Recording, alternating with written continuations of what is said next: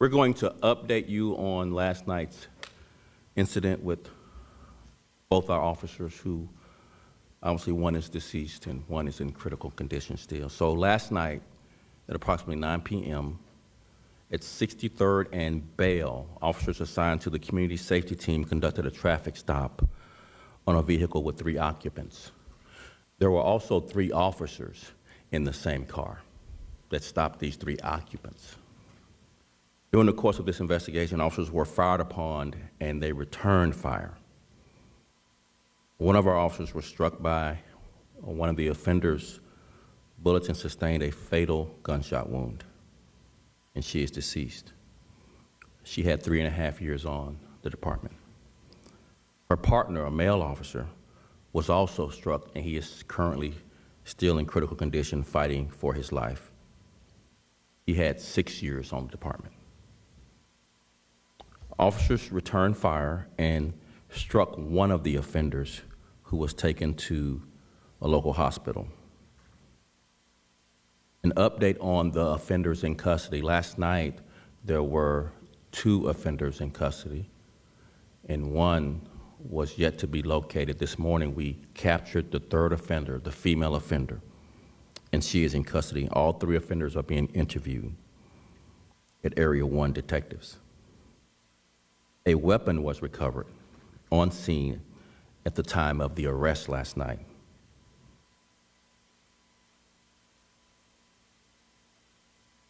The officer who is deceased came on the job in April of 2018.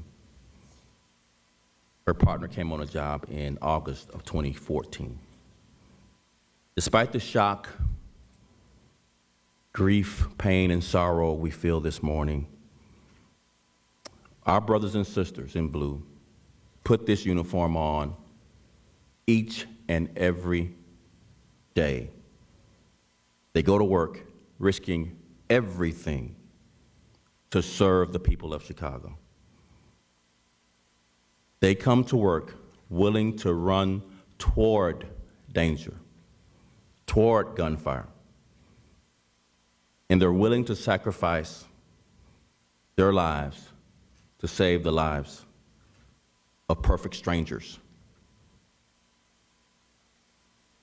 They went to work today.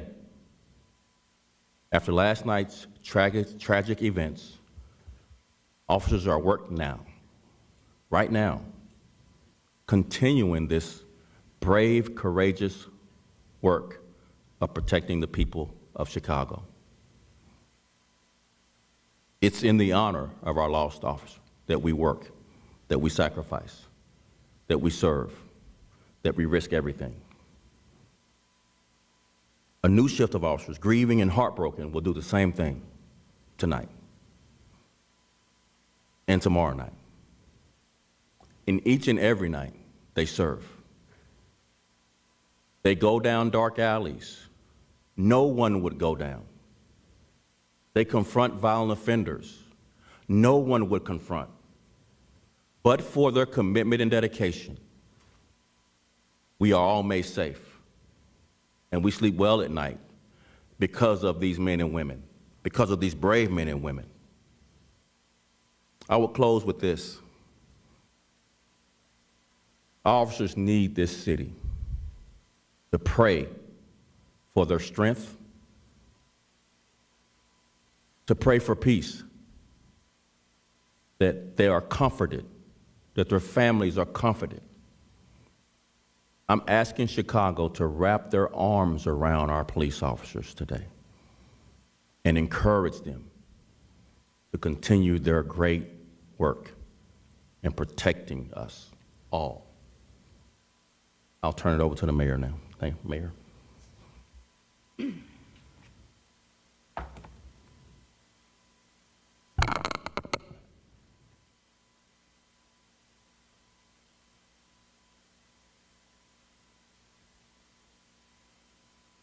I am here as mayor to declare today an official day of mourning for our city.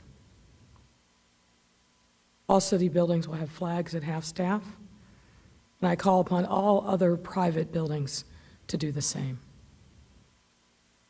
Tragedy has struck again. We mourn the loss of a young officer.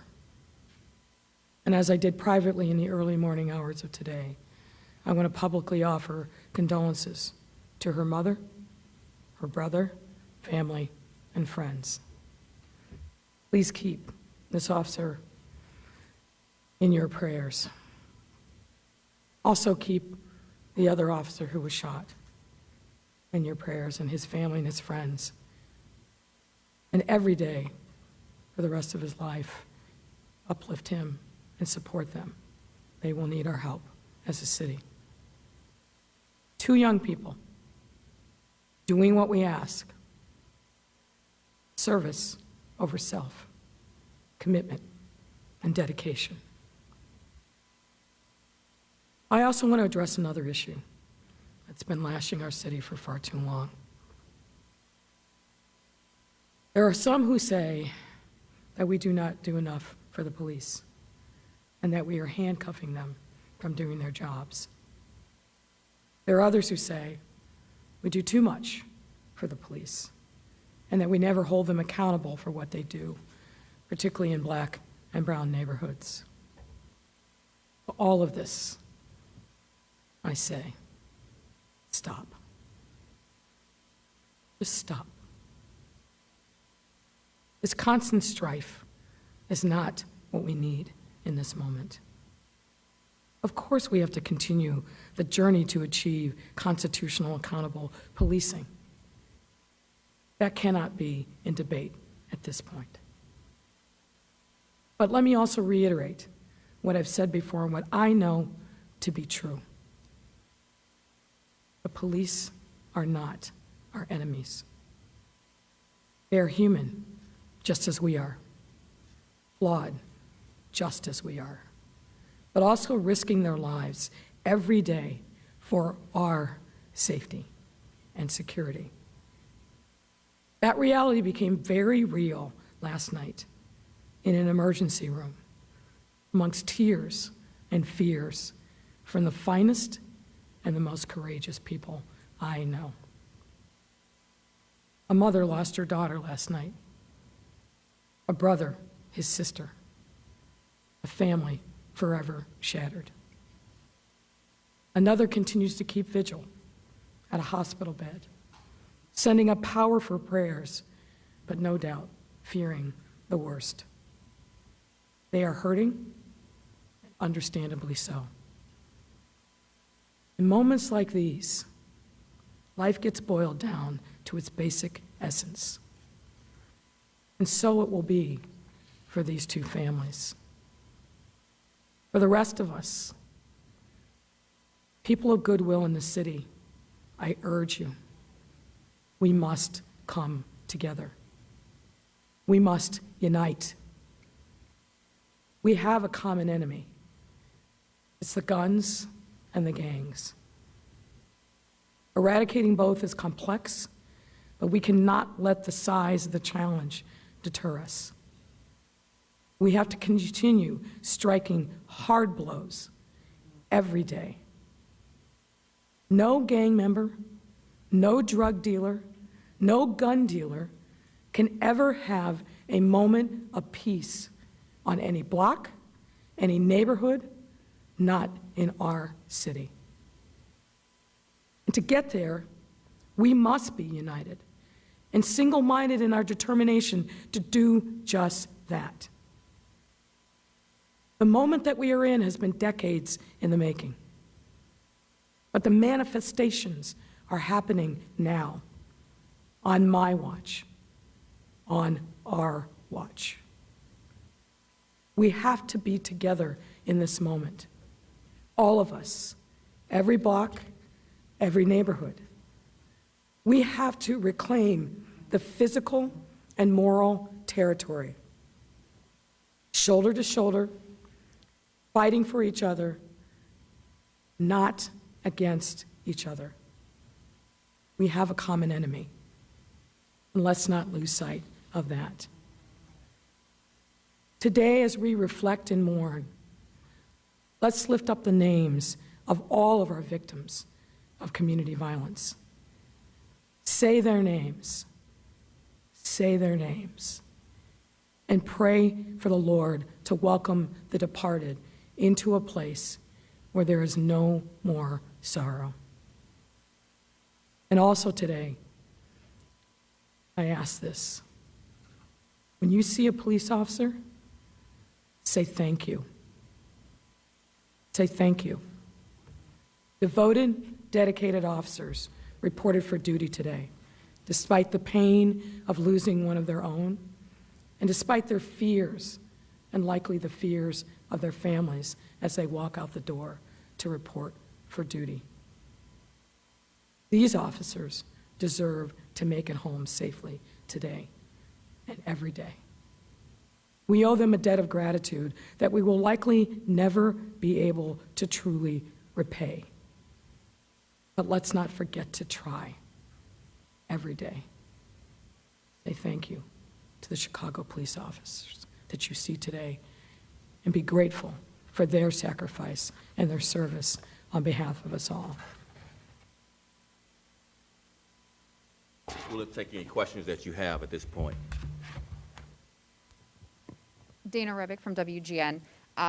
Could you give any more details on the female officer? We had heard that she possibly just returned from maternity leave and has an infant child. I don't know if that's accurate. Is there anything else more you can tell us about her? That's not accurate. I would just encourage you not to follow Twitter news. The mom requests that we withhold more information about her daughter until she's ready to hear you all report it. So we're going to honor her request, and we would ask that you do the same. And then last question for me is the 3 suspects, can you give us their ages and why the traffic stop was initiated? Right now, all 3 are in custody and they're being interviewed.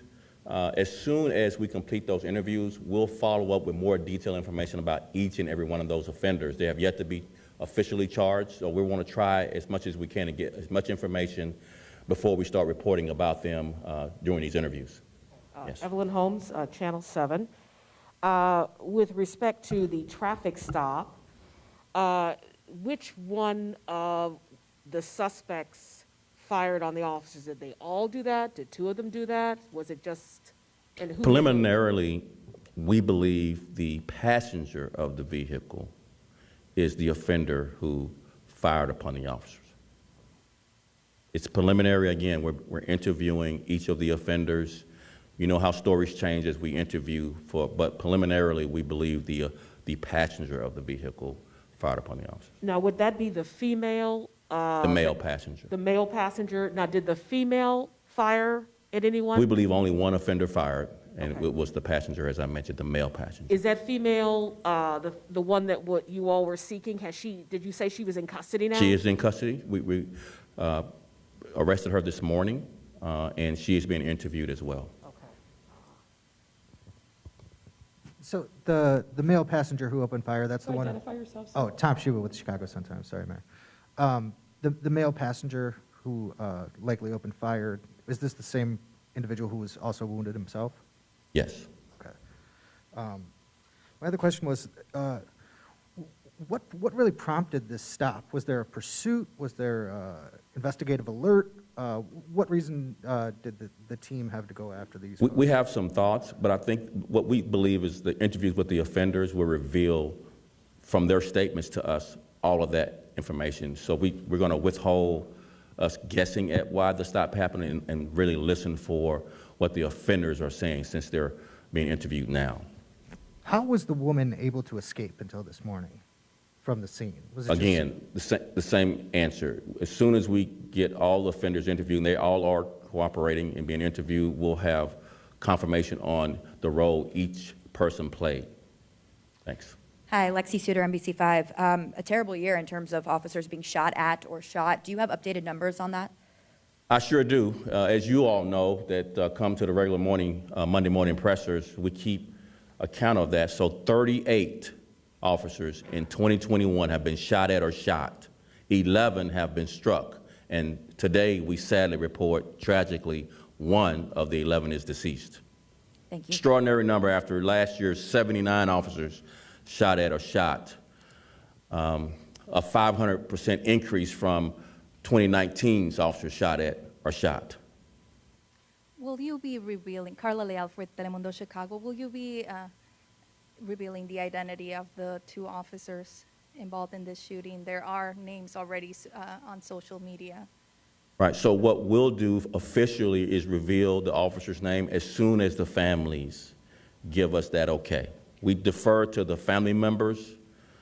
Number one, for notification purposes, we don't want any family member finding out from the news media that their loved one is deceased. And secondly, we really do ask their permission as a courtesy before we release the name. So we've talked to all of the family members this morning. I called the mom this morning, and I met at the hospital with the family of the officer critically injured this morning at the hospital. So we're awaiting the family's comfort level, and we just ask you all not to report Twitter news as fact. Are you able to reveal the identity, the ethnicity of the officers, the two officers? We'll hold off and just do the name and everything when the family's okay. All right, thanks. Jackie Kostick, CBS 2. What were the officers wearing body cameras, and will that? Yes, they footage be were, and much of what happened was caught on body cam. We do know that, and we reviewed the body cam. We have more reviews to conduct. When will that be released? This is, of course, as you know, COPA is in charge of police-involved shooting investigations, along with the releasing of video. So COPA has yet to even start their official investigation because we're still concluding and trying to figure out the criminal investigation with the interviews of the offenders. COPA is their own scene, and COPA has the purview of the body cam and its release. One more question. We have seen some surveillance video that appears to show that the officers pulled up to a car that was not moving. So can you give us some more information about why that car was approached in the first place? First, let me ask you, what is this source social media that you're saying we have seen? No, we found surveillance video on that block. Well, you're better detectives than our detectives. We don't want to confirm speculation. Right now, we're at the beginning stages of this investigation.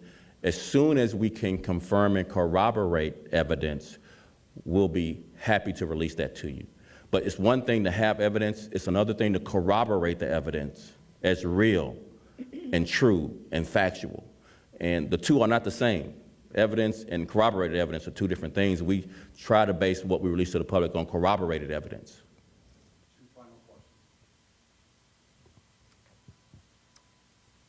Hey, Soup, Jeremy Gorner, Chicago Tribune. I just have one question. I wasn't sure if you addressed it before, but even though the 3 suspects are being interviewed right now at Area 1, obviously without naming them, can you at least give a feel for whether they have any criminal backgrounds or, I can. Or anything like that? Sure, yes. One of the offenders does have a criminal background for robbery, but it's not extensive. The driver does not have an extensive background at all. I think another robbery and maybe another misdemeanor. We have yet to get the full criminal history of the female, but it seems that neither of the 3 offenders have extensive backgrounds at this point. So when you said the first person you mentioned for robbery, is that the alleged shooter? Yes. Okay. And you don't know, like, was this person arrested recently, or was It's a 2019 case for robbery for the shooter. like still going through the courts, or like? No, it got adjudicated, and he received, I believe, some type of probated sentence. Got it.